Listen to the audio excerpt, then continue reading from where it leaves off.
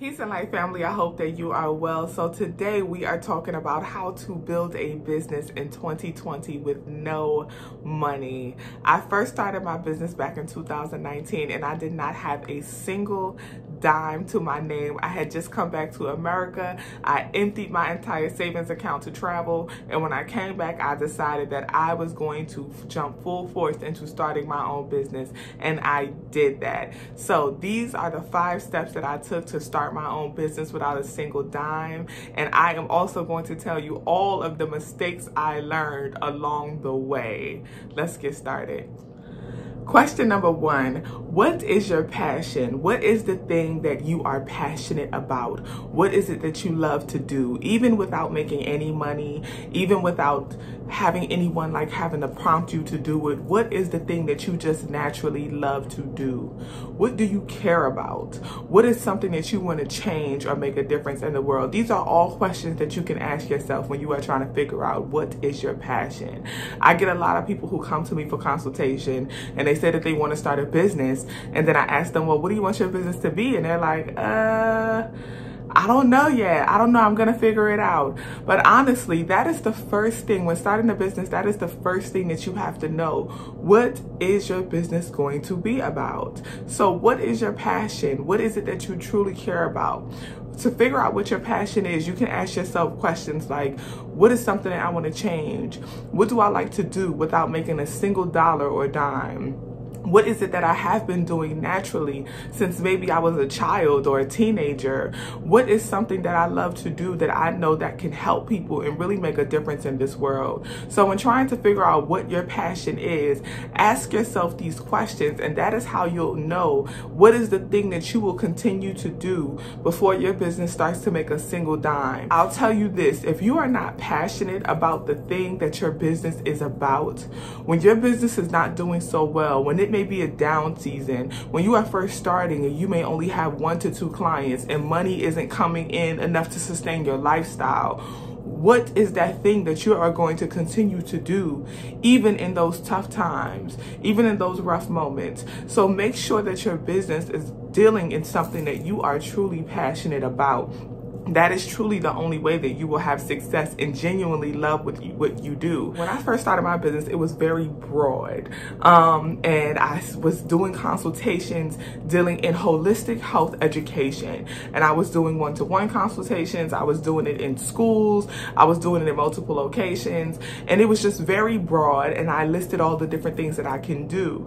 And with time, I realized that certain portions of what I was doing isn't truly aligned with what I'm passionate about or what I'm passionate with. I was offering so many different services under the umbrella of holistic wellness that I didn't realize that I love to do this service but not in this space. I love to do this service but not in this way. So I had to really become more clear and defined with what my passion was. So what is your passion? And try to be as clear as possible with that. Where do you like to do it? When do you like to do it? How do you like to do it? And that is the basis of your business.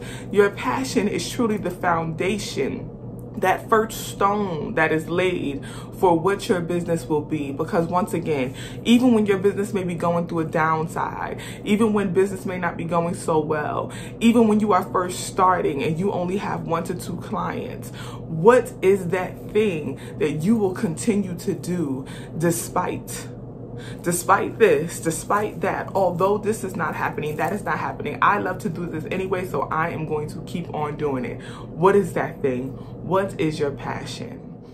Now, once you have identified your passion, you have to identify your niche market. Your niche market is simply the demographic toward where your passion will be aimed to. So in order to identify your niche market, you have to ask yourself 3 questions.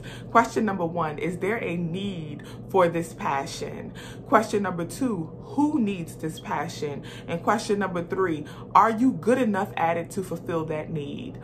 I can guarantee you that if there is a need for the thing that you are passionate about, you will get clientele, you will get customers. But whether or not they come back is determined by if you are good enough at it. If you have clientele who has a need, when they come to you, they are looking for that need to be fulfilled. Are you good enough at your passion to fulfill your need? If so, then you have a business on your hands. But if you are not good enough at it to fulfill that need, that doesn't mean that you don't have a business. That just means that you need more practice before starting your business. So whether you want to start selling lessons at something, music lessons, if you want to start selling art, if you are a jewelry creator, you want to start creating jewelry and selling that, no matter what it is you want to do, no matter what the product or service is that you want to offer, the question is, are you good enough at it to fulfill the needs in the area? Are you good enough at it to build a business off of it where you will have clientele and customers who continuously return to you? Because honestly, when it comes to growing a business, word of mouth is key. You want people to leave satisfied. You want customers to leave with that need fulfilled. And if they do, if they have a friend or a family member who also shares a similar need, they will recommend you.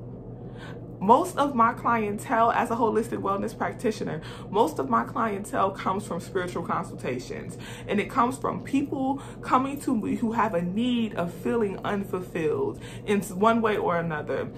They feel that they have a space in their life that they just need more clarity, more awareness. So I also offer tarot card services. I do spiritual readings, spiritual consultations. So they come to me for these services and they leave, so far so good, they leave very happy, very satisfied, and their need fulfilled. I often get calls from people like, oh, my cousin told me to come to you. My friend told me to come to you. I was talking to a coworker and they gave me your number. A lot of word of mouth is how I built my business.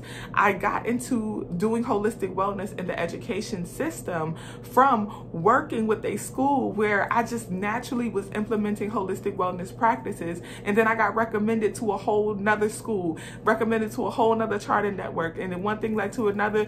Next thing you know, my business is expanding in a way that I didn't even think was really possible.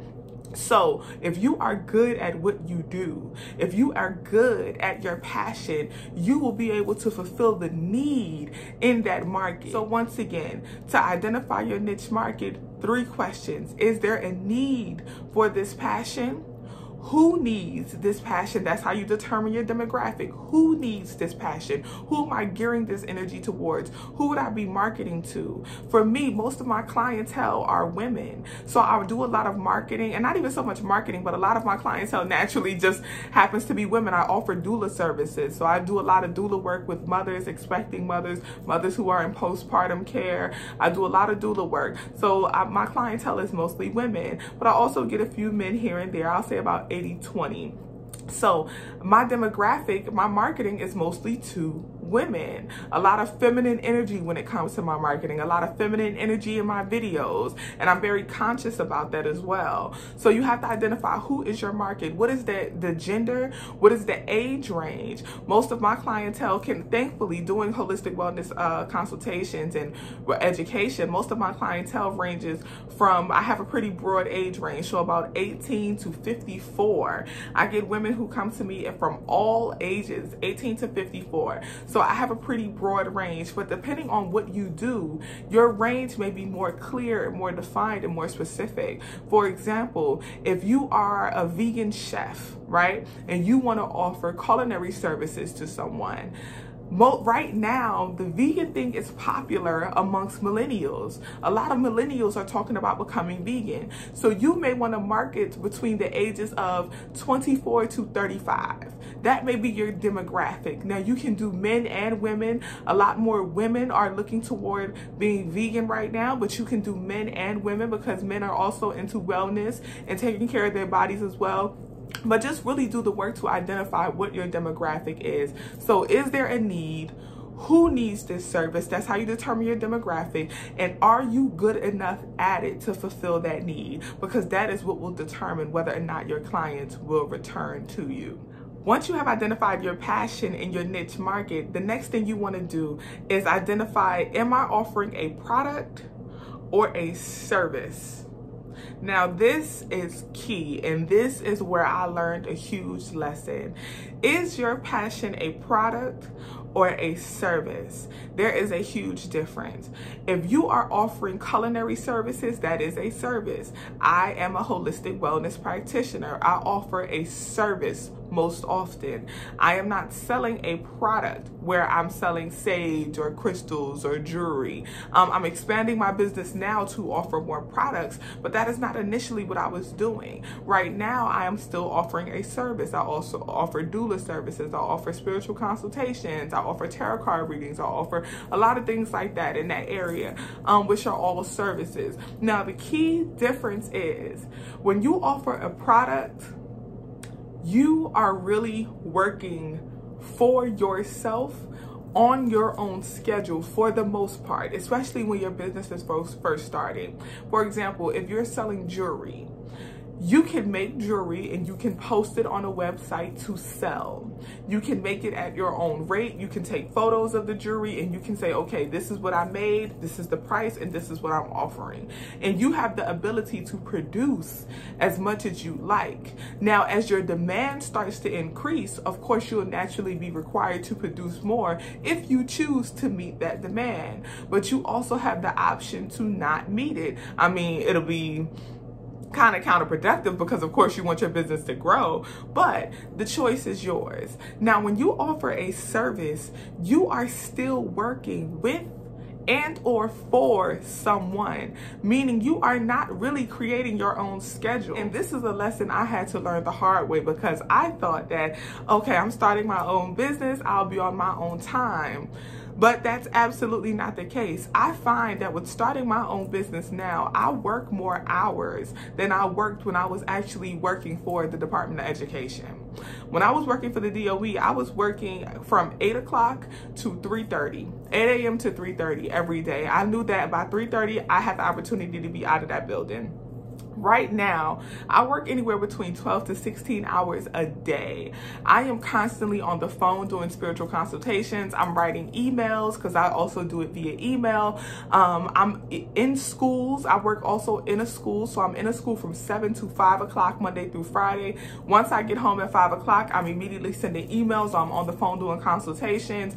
I'm also in the middle of the night. I do a lot of my readings and spiritual readings and things in the middle of the night. So I'm up at 3, 4 a.m. and I'm doing tarot card readings. I'm doing all kind of things. So my work hours, because I'm giving a service, my work hours very much depend on my clients. As a doula, I honestly had to scale back the amount of doula clients that I was taking, because as a doula, I am on call 24 hours a day.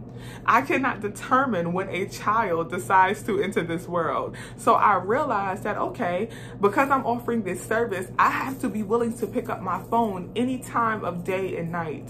So I'm not really on my own time. I'm not really creating my own schedule. I am on the schedule of the client. So that is a big difference between offering a product and a service. So this thing that you are passionate about, are you passionate enough to do it any time of day or night? If it is a service, are you willing to be on call 24 hours? If it is a service, are you willing to put in way more hours than you may be putting in right now at your 9 to 5 or your day job? If it is a service, are you willing to do both? Are you willing to do your day job as well as commit your free time to that service? Now, if you're offering a product, are you willing to put in more hours to fulfill the demand as it increases? Because if your supply is good, going back to that niche market, if you're really good at what you do, if you're really good at it, there will be more of a supply. Are you willing to, there will be more of a demand. Are you willing to meet the demand of that product? So once you have identified your passion, you have identified your niche market, and you have decided whether your passion is a product or a service, the next thing you want to do is to set your intention for your business. Now, you set your intention by identifying what is your goal and what is your plan to achieve that goal. For example, my goal is to build a wellness-centered community. I am building a wellness-centered community by implementing holistic wellness education. Now, the goal, build a holistic wellness-centered community. The plan, implement holistic wellness education. Now, the plan is my passion. The plan is the thing that I am great and good at doing. So you want to make sure that you have a goal, and your goal is identified by what are you doing this passion for? Why are you fulfilling this need? What is fulfilling this need going to do overall? What impact on the community, what impact on people will fulfilling this need have? That is how you identify the goal. So the plan is your passion, the thing that you are good at doing. The goal is what impact will fulfilling that need have? Now, the last thing you want to do is to turn your intention into your mission for your business. You turn your intention into your mission for your business by telling people that this is what I will do for you and this is the impact that it will have. I will build a holistic wellness centered community by implementing holistic wellness education. What I am doing for you is I am providing a service of holistic wellness education. Now, there are many aspects of that service, but by me providing that service, this is the impact that I will have on your life, on the community, so on and so forth. So set your intention and then turn your intention to the mission for your business. Once you do that, once you have identified your passion, once you have identified your niche market, you have decided whether your passion is a product or a service, then you have set your intention. You now have your mission for your business. Your business is ready to start. You have built the foundation for a business. You can now start implementing that service as long as there are no legal requirements. For example, as a doula, I definitely had to get doula insurance. I had to get licensed. I had to get educated as a doula, so on and so forth. So you want to make sure that you have all of that intact before you start your business, okay? Make sure you have all of those requirements fulfilled. However, if you are selling a product like jewelry or something like that, you can start your business. If you are selling music lessons and you are already good at what you do, you can now start your business because you have your mission prepared. When you go before people, you have your pitch. You know what you are selling. You know what you are doing. You know the service or the product you are providing. You know your demographic of who you are catering the service, the product to. What market are you aiming for? You know the impact that it'll have, how it will help, how it will fulfill a need. You now have the foundation for a great, profitable business. Just start. Just do it. Do not be afraid. Do not be hesitant. Do not allow fear to overcome your opportunity to be successful. Just do it. Once again, when I came back to America last year, I started my business with nothing. I literally just word of mouth, going from client to client to client, word of mouth. Someone would come to me, they would have something that they had on their chest, they would have an issue, they would want consultation, I would consult with them. I started my business by simply just taking donations. I was doing tarot card readings, I was doing spiritual consultations for donation based only. I wasn't even charging like a flat rate at all. Donations, taking what I could get, still working a regular day job, doing what I had to do, and then boom, word of mouth starts spreading. People start telling a friend, start telling a cousin, start telling a family member. I have more and more clientele. It's gotten to the point now where I'm like, okay, this is really like growing, and it's growing rather quickly, and I'm very, very grateful for that. But it wouldn't have gotten to this point if I had not just started back then. So just start. Don't feel like you need any money. Don't feel like you need a dime to do what it is that you want to do. If you are already doing it, if you're already creating art and you're already painting, paint, sell your art. If you're already creating jewelry or whatever it is that you do, making clothes, whatever it is, just do it. If you're doing consultations for whatever you're doing it for, make sure you are good at it so that you can get that clientele built up through word of mouth, okay? I wish you wellness, I wish you peace, I wish you much prosperity on the start of your business for this 2020, and we will be well. Much light, family.